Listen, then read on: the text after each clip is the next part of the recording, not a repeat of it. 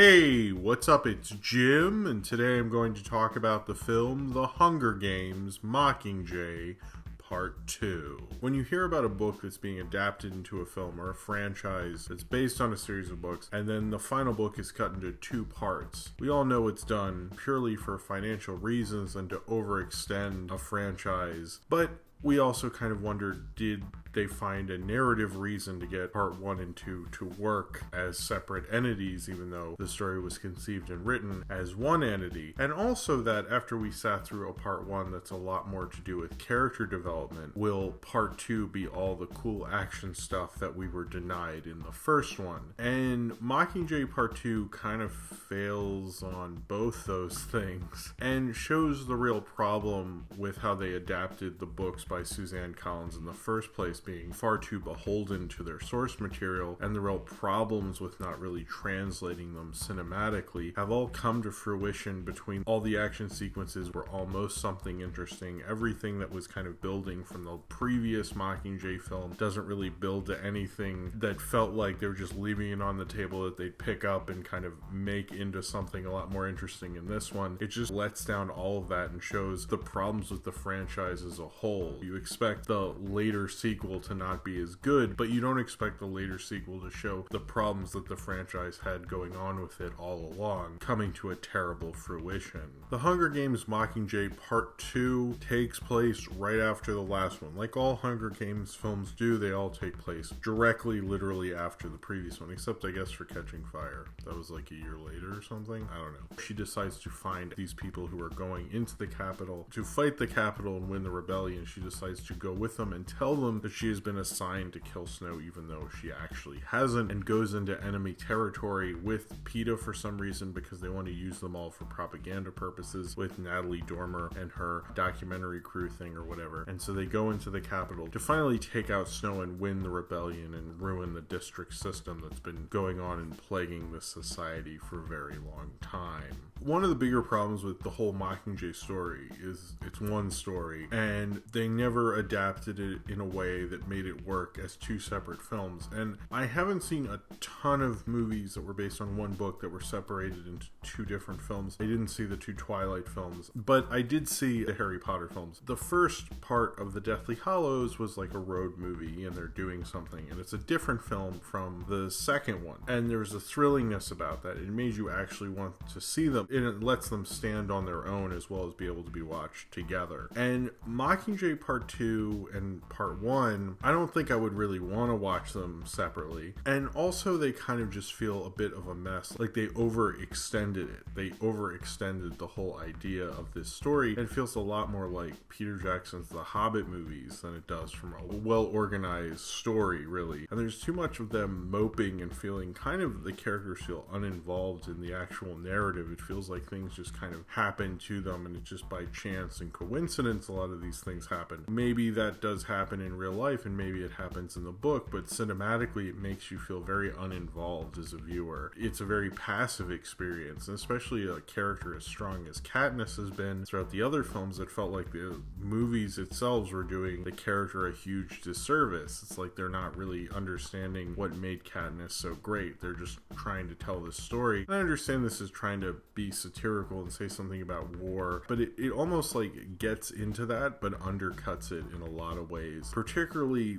the ending, I felt like gave it kind of a happy ending instead of letting us dwell in what it was saying. It kind of just gets rid of it so quickly you can't get into it, and then you won't think about it. A lot of times I've read about how the Hunger Games are this great science fiction franchise because it's making people question authority and question the media they're taking in, but I've always felt like they get kind of close to that, but they don't dwell in it, so you don't actually question anything. It feels like someone being very careful with what they're doing with this source material, and they don't want to rock the boat too much. The whole ending of the rebellion and them fighting back and going against the Capitol feels like it should represent more and be the culmination of this whole thesis of what they're saying about war and is it worth it. And it gets kind of into that, but it does feel like the criticism that everyone's had about the movie adaptations is they concern themselves more with the personal relationships, Katniss's relationship with PETA and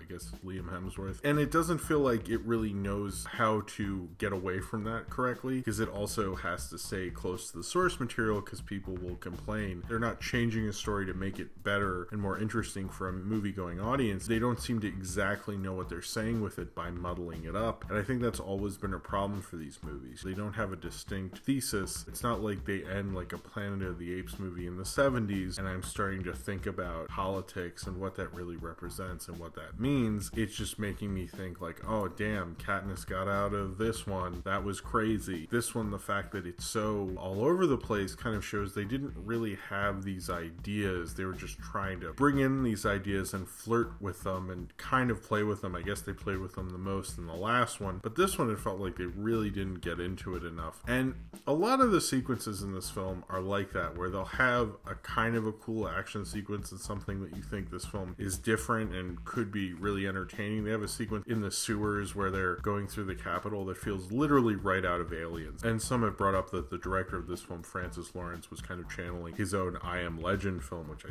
seriously didn't like, trying to do a better version of that. But it did feel like a shittier version of Aliens. But even the action sequences didn't seem to really know how to do the end action sequences to a franchise where you have all your favorite characters fighting, and you have like Finnick and you have Liam Hemsworth. Who is Liam Hemsworth? Gale. That's not a great macho guy name. No offense to all the Gales. And all these guys going through these crazy action sequence, and when these mutants come in through the sewers, and it's very much channeling Aliens, it doesn't have stakes to it. And it has stakes to it in terms of they have to get to the Capitol and kill Snow and all this stuff, but it doesn't have stakes to it. Like when people die, it's not till afterwards you're like, oh, that guy died? Okay, I did not get that. Like you get a few of the characters. The only one I think they make a big deal out of is the Finnick character, but everybody else you don't really know, and then you're just left with the aftermath. Why don't I even know who they just killed? If Jennifer Lawrence died, would I even know? I feel like they would make a big deal out of this, but the way they shot it, it's almost like a lot of the extra people in their little group were really disposable. This movie is very odd, especially this one. I understand these are big movies. I understand these are culturally big deal movies, but I never watch them and understand like why they're so big and why they have such a passionate fan base and they've become such big blockbusters. Like when I watch Jurassic World, I go, oh, okay, I get why hundreds of millions of people would see this. With Hunger Games, I'm like, I just don't fully get it. And with this one, it's like, I really don't get it. It's not fighting for the audience. It's not like a Marvel movie where you sit there and go, oh, an audience is gonna love this. I'm just like, what are you getting out of it? I just don't understand it. Like, you're gonna see this like at Thanksgiving with your family. I feel like most people would not want to be totally bummed out and bored. The beginning half, I had a real hard time staying awake. And this is a big blockbuster movie. I mean, like, what the hell is going on right now? It was just like her moping around and like the movie not understanding what its point was and what it was doing with its moping around. It was like, she's really messed up from all this stuff. And it's like, yeah, we've seen that before. Like, there's a lot of repetition in this movie. There's sometimes there'd be an action sequence and a view screen thing would come on, and then you'd watch them watching what they just did, which is what you just saw. So you're seeing the same sequence, but like shittier again. And there was like no purpose for it. It felt like a lot of this was padding. And I understand why they padded it out, because they wanted to have two movies, but it felt very padded out, and that just made it extra stupid and silly. I like Jennifer Lawrence in this. I always kind of prefer her in her smaller roles, but I still think she does a decent enough job. I don't think the film makes a great use of her. I feel like she has to bring in a lot to this film. Liam Hemsworth, I've never really liked in these movies, and Josh Hutcherson isn't that great. This is Philip Seymour Hoffman's final film appearance, because he died while they were filming this, and there's certain sequences that while I was watching it didn't occur to me until a little bit, like, oh, I feel like his character was supposed to be in this. I don't know how much of that is me inferring that. It felt like there were a few digital shots towards the end. It is interesting how they rework some sequences since he could not be in the movie, but I still liked him. It's sad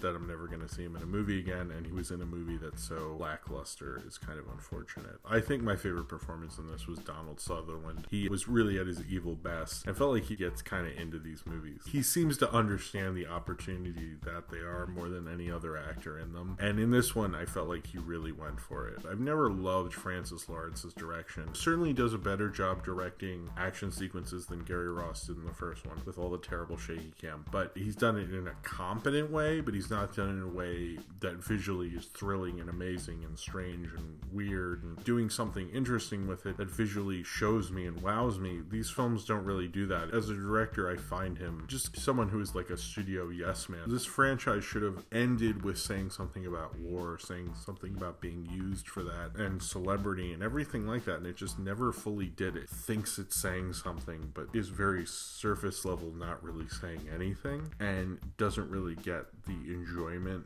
out of being a blockbuster. I think the Maze Runner films honestly got a little closer to that than the Hunger Games films did. The mopiness at the beginning and a slog of an action movie that thinks it's saying something and then in the end second guesses itself and leaves you with a happier ending. It shows you that this was not really trying to do anything it acted like it was going to do. It wasn't as deep as you thought. It was just kind of your typical Hollywood kind of blockbuster. It just like used some of these more interesting subversive ideas, but it wasn't actually going to do anything subversive about them. And I almost wanted to be wrong with this one, what I thought about this franchise as a whole, but it kind of confirmed everything I always thought about them, and leaving me with the Hunger Games thinking like, you know, it's a weird franchise because I kept seeing them, but I never fell in love with them. I saw these all with my wife, and I feel like we just saw them out of cultural significance. We didn't see them out of any sort of love, and I never really got that love from anyone making these films on screen. There was always a problem with every one of them. I guess the best it ever got was Catching Fire, and that's like not that great. This is probably the worst one, without a doubt. There was never like this film that confirmed like that these are saying something, that these are different and amazing achievements in filmmaking. They just felt like empty blockbuster movies that acted like they could be more. I have seen them all. I paid attention. I somehow stayed awake through this whole movie, and I still just kind of don't get it. And the fact that I've seen 4 of these and they never both proved it to me and made me believe in it, just like their propaganda made everyone believe in Katniss, I think says a lot about this franchise, that it could never actually do the thing that it was made to do, which was make me care and make me involved in it and make me believe in it the way the general public did. Seeing it all end like it did with this kind of confirmed that, like, you know, honestly, I don't have any regrets that I didn't get it. I don't think there was anything wrong with me. I think they adapted this and did this in the wrong way entirely. And in this film, it all just washed up on the beach. Just something that was big and huge that never really said the things that it acted like it said. It's kind of just like somebody who knows what satire is but doesn't know what to do with it. And I don't think the Hunger Games knew what to do with any of these things, and I think I'm kind of glad it's all over. So if you have seen The Hunger Games Mockingjay Part 2 and you would like to talk about it, then comment below in the comments and subscribe if you would like to. And check out my other 3 Hunger Games reviews. I've reviewed all 4 Hunger Games movies, but if you'd like to check out Mockingjay Part 1, Catching Fire, or Hunger Games, there'll be annotations right here. And I also have a Hunger Games playlist, which I will put a link for in the description. Thank you very much for watching, and I hope to see you next time.